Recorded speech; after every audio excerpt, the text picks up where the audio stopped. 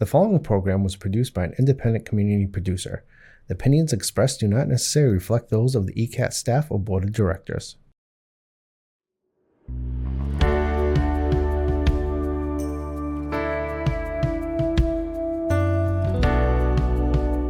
Giving a voice to the voiceless, pulling stories out of the shadows and putting them under the spotlight, making sure that each person is valued and cared for. This is Humanity First with Peter Evers, presented by BAMSI.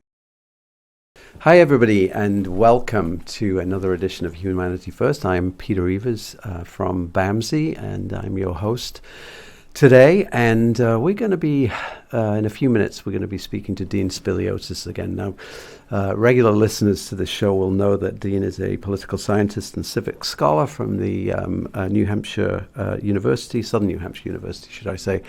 And I think it's a pretty good time to have a conversation with Dean around what's going on in the country politically, and how some of the legislative activity that's been going on in Washington is going to affect the people that we serve in our communities, those vulnerable populations, those people who struggle economically, and people who receive services from the state, from federal funding.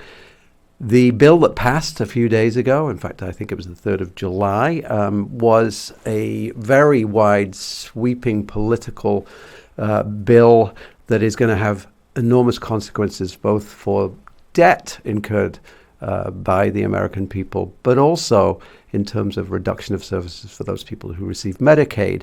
And Massachusetts is one of those states that expanded Medicaid during the COVID pandemic, and that is a significant number of people who are going to come off the rolls within the next few years. So we'll dive into that a little bit more when Dean comes on, and we'll be right back. Hi, I'm Jamie. I'm an essential worker here at BAMSI, and I'm a nurse. Nurses are essential here at BAMSI because as nurses, we really have the opportunity to make an impact. We have very small ratios, so we have the opportunity to really learn everything about the person served and be able to give the best care. It really serves such a great purpose for me as being a nurse, and really why I came into nursing. Learn more about nursing opportunities at bamsijobs.org. Giving a voice to the voiceless, pulling stories out of the shadows and putting them under the spotlight, making sure that each person is valued and cared for. This is Humanity First with Peter Evers, presented by BAMSI. We have the privilege of having Dean Spiliotes on, who is the political scientist and civic scholar from Southern New Hampshire University. Dean, welcome back. It is so nice to see you again. Hi, Peter. It's great to be back. Well, quite a few things have happened since we last spoke. It's funny, I was actually casting my mind back to when we met last October. I was just looking through my notes, and we were talking about what would a Trump victory look like, and whether and whether or not it was viable. And I think we both felt, I think it was a little bit before October, but we both felt that it was unlikely that it would happen. But, you know, obviously history has spoken, and we are all dealing with a new administration that is not an administration that is interested in doing things the old way or carrying on, looking at lots of the ways in which America does its business. I think people have been quite shocked by what's happened in the last 6 months. And half the country agrees with what the Trump administration is doing, and the other half doesn't, which is an interesting moment in history for me. I'm interested in your thoughts about Trump's budget, if you like. It is the bill that passed on the 3rd of July, a bill that I think many Democrats and people who provide services for vulnerable populations had some magical thinking about, like, oh, this isn't going to happen. It can't happen because the consequences of it are too difficult even to get our heads around. And at the same time, these vulnerable Republicans will get together and vote against it, whether it be Rand Paul saying it's too much in terms of the increasing the national debt, or Murkowski, for instance, in Alaska. And that's something we can talk about as well, because that's an interesting take as well.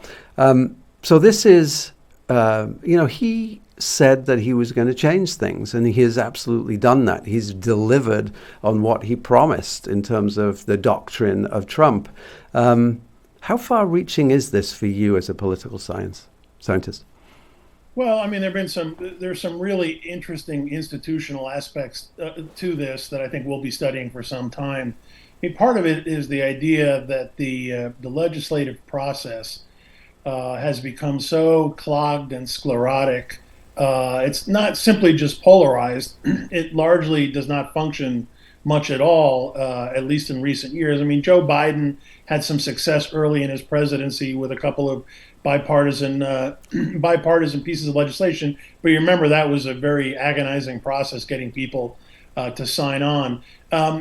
So essentially, President Trump decided that, and he's not someone who seems to have any particular love for the legislative process. You know, some presidents really kind of thrive in that sort of legislative environment. He's not one of them. He much would prefer to basically lay out what he wants and then have that carried out according to his wishes. Much more of a kind of a presidential model of governance. So what he essentially decided was there are some things that he wanted to do on defense, immigration, continuing making permanent his tax cuts from the first administration, the first go around, and that rather than try to do them as you normally might as a series of standalone bills, an immigration bill, defense spending bill, a bill to make the tax cuts permanent, he put them all together, and they used a process called budget reconciliation, which essentially, it's complicated, but essentially allows the Senate, where it's only a 53 seat majority, it allows the Senate to basically avoid a filibuster. So it institutionally prevents Democrats from blocking the passage. So there really was not much the Democrats could do. It only passed the House by one vote, but it passed. Yep. And so there was a lot of, I think you said, wishful thinking, or a lot of kind of rooting on the sidelines from Democrats, that some of the internal fissures we saw within the Republican Party on things like Medicaid, that might in some way scuttle the bill. But it's really a testament to President Trump's control and his base's electoral control of the Republican Party. Yeah. The vast majority of people who might have opposed it in the party in the past are either retired or been primaried out of the party. You saw Tom Tillis from North Carolina oppose it, but he's giving up his seat, not running for re-election. So it's a combination of all of these institutional factors. Trump is not particularly interested in legislating. We have a process in the Senate in particular, but in Congress, that allows that kind of deal-making to be avoided. So you just put everything together, and you have a Republican Party that is largely, almost entirely responsive to whatever his particular political goals are at the moment. Yeah, it was interesting because you mentioned that there were some Republicans who really didn't agree with this. And then the next thing you see is them coming out of a meeting with Trump with their sort of staring at the floor and sort of having capitulated completely or agreed with him, whichever side of the political fence. It's a combination of, my guess is a combination of threats and incentives. Yeah. The issue they were facing is if the House passed it, it went to the Senate. Senate changed it a fair bit. Yeah. But back to the House, Trump imposed this artificial July 4th deadline so that he could have a signing ceremony on the 4th of July. If the House had changed anything, it would have had to have gone back to the Senate, because both chambers have to approve identical language. You can't even change a sentence, basically. So they really were between a rock and a hard place. And I'm sure Trump, threatened when he needed to, a primary challenge, and then said, we'll do X, Y, or Z down the road. And, who knows if that'll ever happen. Yeah. But yeah, he's getting very, for whatever you might think about the Republican Party, he has very tight grip on it at the moment nationally. He has, and he's actually getting movement, right? And one of the things that the people in America have said for years and years is nothing ever happens in Washington, and there should be more bills passed. People want to see action, and they've seen action, and it's clever. I mean, I think it would be described as clever, and I think one thing that Democrats should really think about is stop thinking that Trump and his administration are stupid and are incapable of doing things. He has delivered. Now, what he has delivered is what I'm interested in talking about next. Sure. And what he's delivered might be a poison chalice in some ways, especially for those people who are, Republicans in sort of purple or blue states because of the wave that happened last time. And the midterms. And you and I talked about the midterms 6 months ago, and you said, don't put your hat on big changes in the midterms. You've got James Carville, noted Republican, Democrat, although I think is sort of losing his grip on reality, says things like, don't worry about it. He feels like he's from, he was the man years ago. You remember, Peter, in the 90s, he was the guy. Yeah. Sometimes he seems like he's from a different eon now. Well, yeah. Bill Maher, he's on Bill Maher with an old sweatshirt that's got stains on it, and he's saying the Democrats don't need to do anything because it'll all unravel. Well, that's not really a policy or a direction or a strategy or anything. But what are your thoughts about the midterms? They've been clever about the implementation of some of these cuts to vulnerable populations, I think, relative to the date. They're obviously mindful of that. Let's catch up on the conversation we had a few months ago. What do the midterms look like to you? I think the next roughly, what do we have to go, maybe 14 months or so, whatever it is, we're going to hear Democrats talking about cuts to Medicaid and healthcare, and we're going to hear Republicans talking about tax cuts and the importance of tax cuts for the economy, and also enhanced immigration enforcement. This reconciliation bill had, I think, $150 billion or something for ICE for enforcement, and it's just a remarkable bump in their funding. So it'll be interesting to see. That could go either way. If they sort of overreach, there could be a backlash, but it also allows him to tell his core constituencies that he delivered for them. Now, the thing that any party that's out of power can kind of hang their hat on is, if you look at history, at least the last 50, 60 plus years, there have only been a few times where the party controlling the White House at that first midterm does well. It's very rare. We had the George W. Bush did in 2002. It was sort of a rally around the president in the wake of 9/11. Yeah. But typically, presidents can expect to lose some seats at that first midterm of their term. So it's so razor thin. We're talking a small number of seats. So you would think, all things being equal, that the Democrats have a chance to pick up the House. I think the Senate's going to be a lot tougher. There are a couple seats. They have to basically hold all of their seats, plus pick up, I think, three or four more. Then maybe they'll have a shot at Susan Collins' seat in Maine, maybe the Tom Tillis seat in South Carolina. But the Senate's going to be a challenge. But even if they can get the House, that gives them oversight. It gives them subpoena power. It would make things a lot more complicated for President Trump going forward. So it's hard to know. We've been surprised in recent years about the kind of electoral behavior of groups that Democrats have often taken for granted: African Americans, Latinos, men, young men, students coming out of college. A little bit more unpredictable than they have been in the past. So it's hard to know. All things being equal, I would expect the House to probably flip, but not the Senate. But it's hard to know. Well, and then when you look at the Senate seats in your state, in New Hampshire, that's going to be interesting, right? It's highly likely that the Democrats would lose that seat in terms of Jeanne Shaheen. Hard to say. Chris Pappas is a pretty tenacious Democrat. He's people have counted him down. He's won this House seat 4 times, I think. And each time he's won comfortably in a swing district, a district that used to go back and forth between the parties. He would win by 4 to 5%.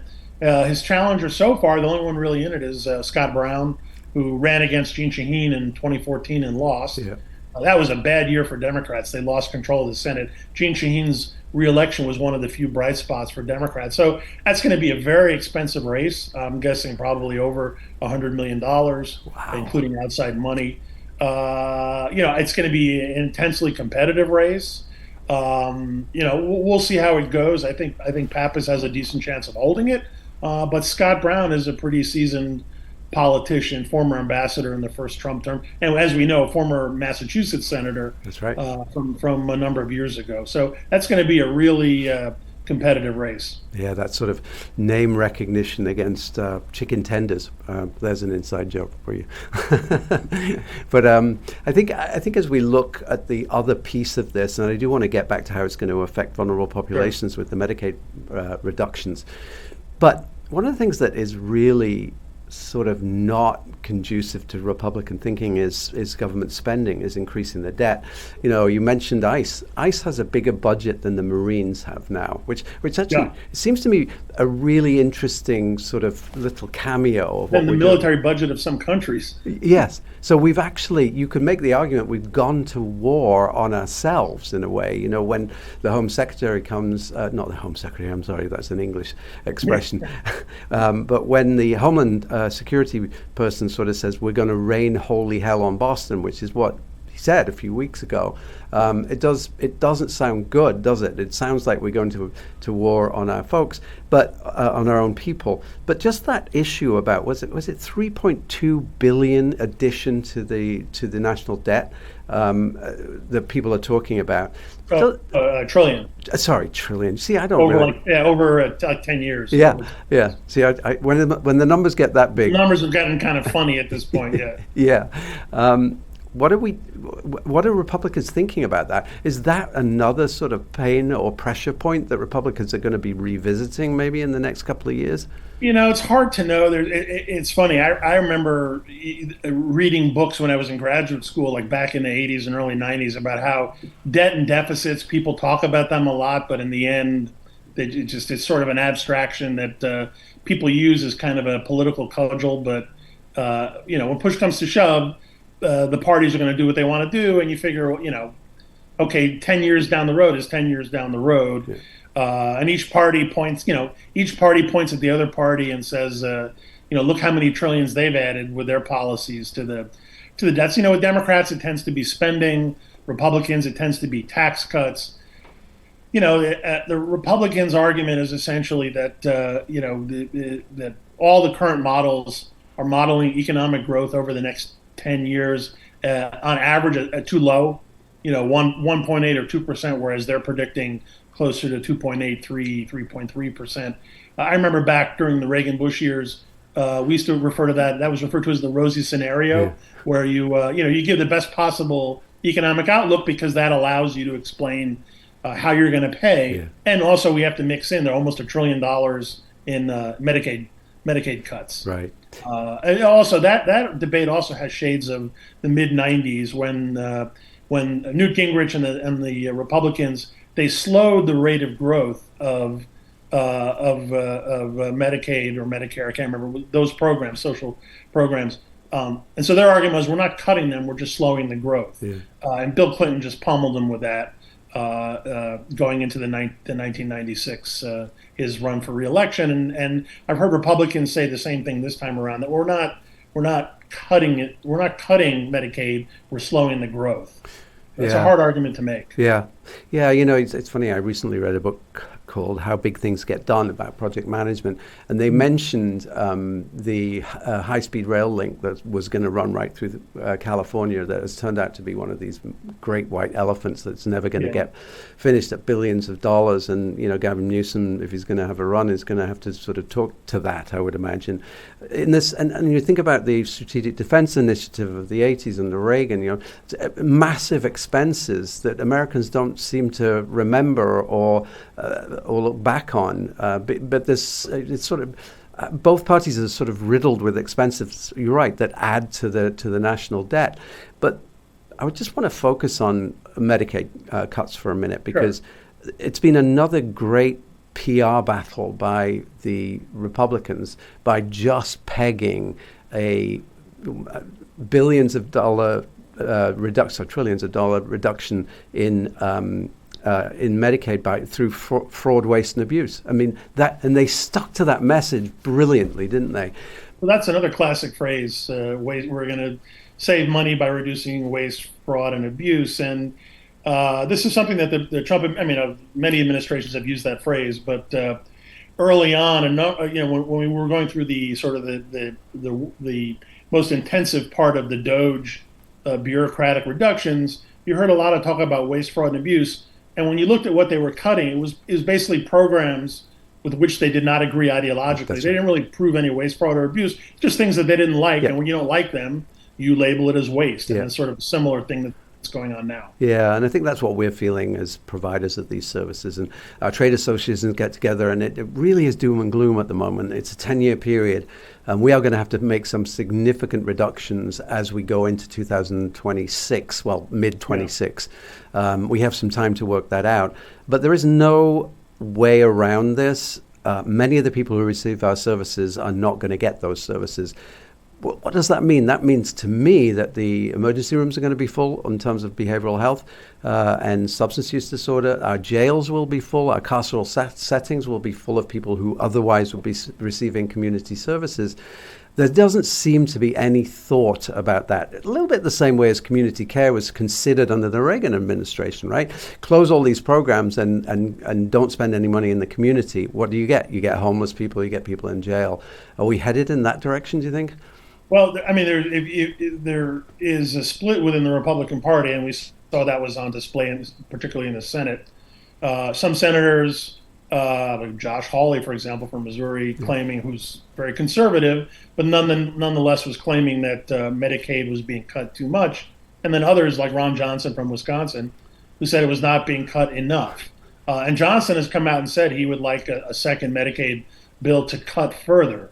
So that's something that I don't know that it will happen, but that's something that's being debated in the Senate.